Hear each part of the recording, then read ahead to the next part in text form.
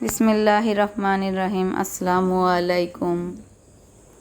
সবাই কেমন আছেন? সন্ধ্যা থেকে ব্লগটা শুরু করলাম।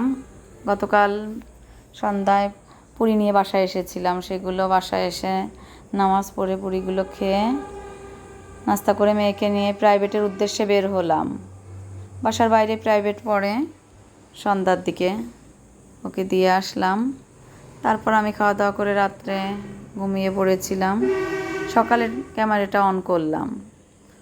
সকালে আমি একটু চা করে খেয়ে নিয়ে তারপর নাস্তা বানানোর জন্য আটা সিদ্ধ করলাম আর ভাজি করে নিলাম। এটা দিয়ে সকালে নাস্তা করব আজ। তারপর আমি আটাগুলো ভালো করে মেখে রুটিগুলো বেলে নিলাম। রুটিগুলো ছেঁকে নিয়ে আমি নাস্তাটা তৈরি করলাম।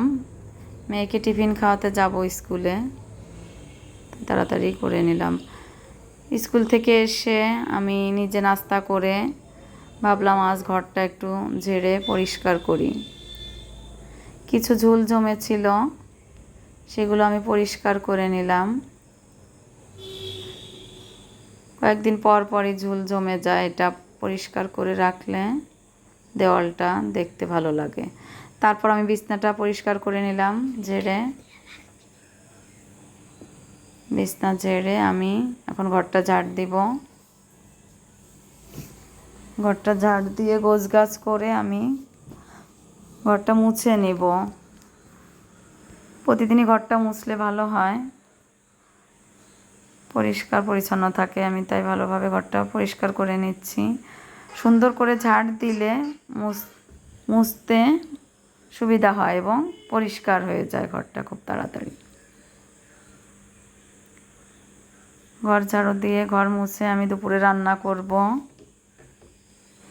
এর মাঝে আমি ছাদে গিয়ে একটু কাপড়গুলো মেলে দিয়ে এসেছিলাম। আজকে একটু বৃষ্টি বৃষ্টি মেঘলা আবহাওয়া ছিল।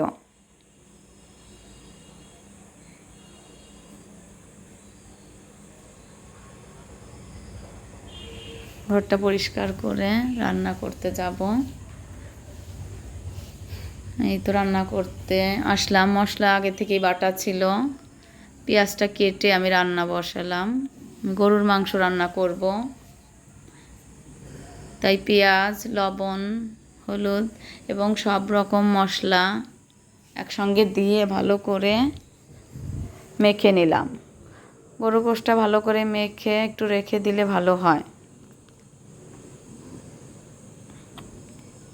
আমি একটু সরিষার তেলও অ্যাড করেছিলাম সঙ্গে। আমি প্রেসার কুকারে মেখে নিলাম। গোশটা মেখে প্রেসার কুকারে কষিয়ে তারপরে প্রেসার কুকারে রান্না করব, যাতে তাড়াতাড়ি রান্না হয়ে যায়। এই তো আমার রান্না শেষ হয়ে গেল। ছোটো মাছের চচ্চড়ি করেছিলাম, সেটার ভিডিও করা হয়নি।